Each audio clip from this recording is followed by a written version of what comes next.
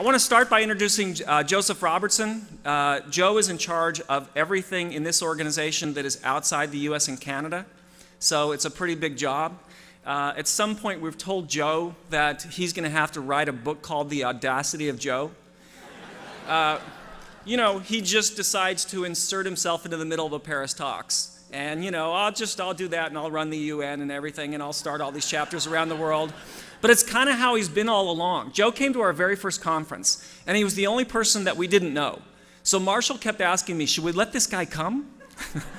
So we had this long discussions and we decided the one unknown could come.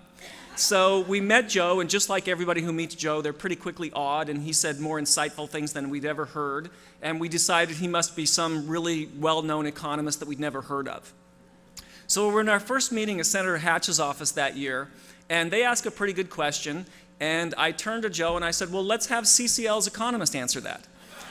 And Joe kind of looks over at me like, okay, I'll be that guy. So he answered it brilliantly, and we found out shortly after that Joe was actually teaching the humanities at Villanova. Our economist. Actually, Joe was teaching Mary Shelley's Frankenstein in Spanish at the time. And all of you should have the good fortune one day to have an hour or two in the car so Joe can talk about the relevance of Frankenstein in today's world. It's an absolutely worthwhile discussion. And it was a blast for me. But Joe did actually, the next year after that conference, compile a book called Building the Green Economy that compiled 50 different studies that showed that transitioning to renewable energy wasn't just good for the air and water, it was actually good for the economy. And it's been just a huge part of the organization. So I asked Joe this morning if he could give us a quick update on what's happening internationally. Please welcome Joseph Robertson.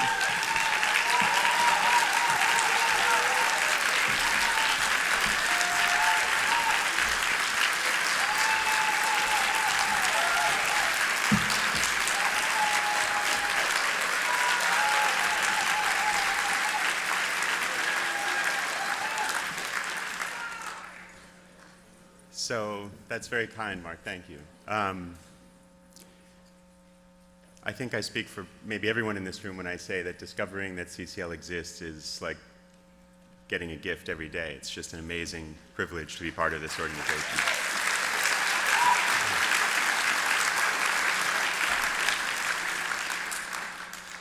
So I want to say a few words about our global strategy. The Pathway to Paris project, many of you know, was an effort to translate CCL's citizen empowerment work into an expansion of the global civic space. We had 50 people with us in Paris. They didn't all meet each other because they were doing different things in different places. We had a team of people who called themselves Citizens' Voice. Many of you are here. Could you stand up for a second, Citizens' Voice team?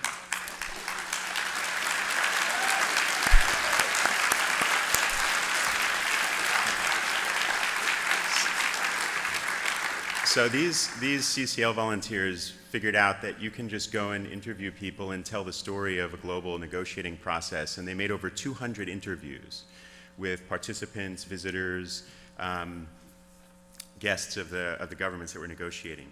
We set 3 goals that we thought would be a sign that Paris was a success. One was a strong global target. Another was carbon pricing in some way moving forward, and the expansion of citizen participation in the global process. We got 1.5 degrees Celsius as a new global target for temperature.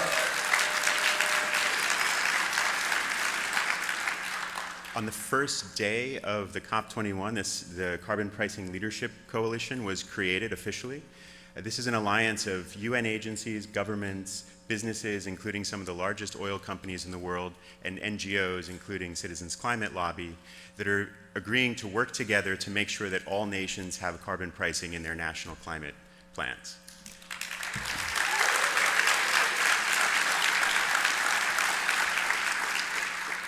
And we turned the Pathway to Paris project into the Citizens Climate Engagement Network, which is a methodology and also a coalition of support for creating a new global civic space that's open to anyone, anywhere, at any time, with a commitment to bring their voices into the global process.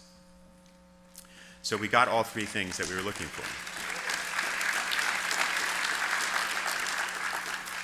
Really important element of the Paris Agreement was that it includes intergenerational equity. This was an effort for years that young people around the world led, making sure that this principle could get into international treaties. It basically says you can't do harm to future generations. You can't do harm to young people.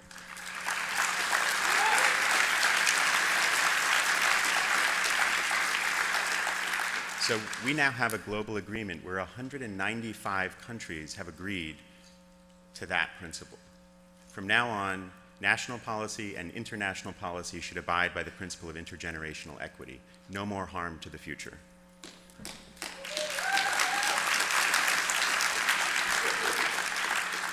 So the Carbon Pricing Leadership Coalition is up and running. The first official governing assembly happened in April, just across town. And as was promised, it was an inclusive process. All the different participants were peers, despite the fact that there are governments who will ultimately make policies. In May, we had the head of the UN Framework Convention on Climate Change agree that the participation of lay citizens in the global process has to be expanded, and agreed to work with us and have her team work with us to create that kind of process.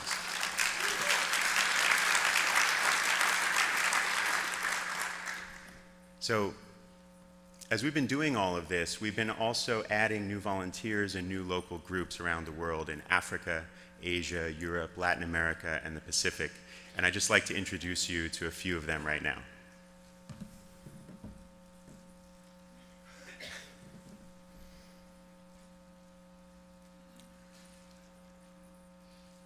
Momentarily.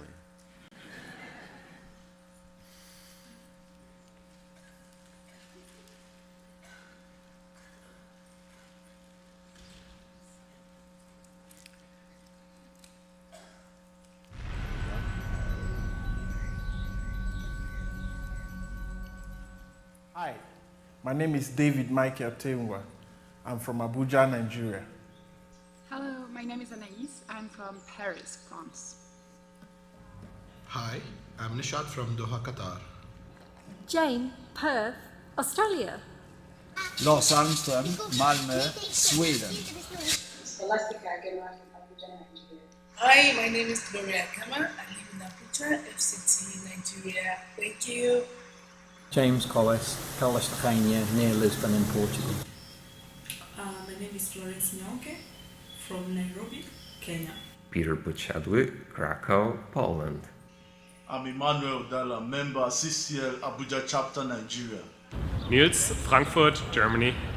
Katarina König, Uppsala, Sweden. Rosemary Fair, Sydney, Australia. Sinaute from Dalhousie City, Tanzania. Hi, my name is Yahya Dangana from Abuja, the Federal Capital Territory of Nigeria. Hello, I'm Rashid from Dhaka, Bangladesh. Judy Hindley, Marlborough, England. I'm Beta Konyera from Serekunda, the Gambia, West Africa. Alexander Guanvala from Bamenda, Cameroon. Rodolfo Beltran, I am from Lima, Peru. Magdalena Kondratuk, Krakow. Javen from Sydney, Australia. Clive Ellsworth, I live in London, UK. Hi, my name is Magdalene Carr from Lagos, Nigeria. Hello, I am Karen Russell from Mexico City, Mexico. Alex Nicholson, Sydney, Australia. Kwame, Kumasi, Ghana. Elsa Rammel, Malmö, Sweden. I'm Fozia Olumbailem from Nairobi City. Brian Hutton, Marlborough, United Kingdom. Okay, 1, 2, 3. CCEN Germany! Berlin! I'm El Zuberi from Accra, Ghana. I'm much concerned about climate change because it affects lives, our health, and our agricultural process all around the world. Thank you. I joined CCL to create awareness for a healthy environment. For our children's children. Why I joined CCL is for me to make my own little contribution. Transformation for both me and the planet. Portugal. For tourism, for the renewables industry.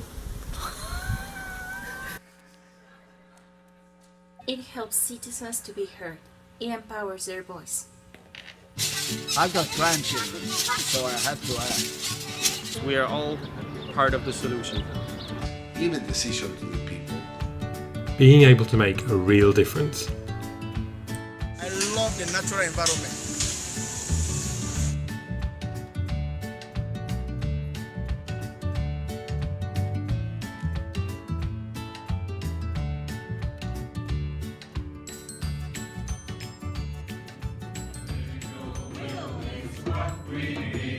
Citizens-led democracy. Citizens, climate lobby. Lobby for a livable world. It's more than just a hobby. A responsibility for our children and the entire civilization. Africa is at risk because of the effects of climate change on our continent. And that is why it is important that we engage with the people, most especially the political leaders, so that we can build a political will to fight climate change in Africa. Thank you. This is the fight of my generation. So from France, thank you to all.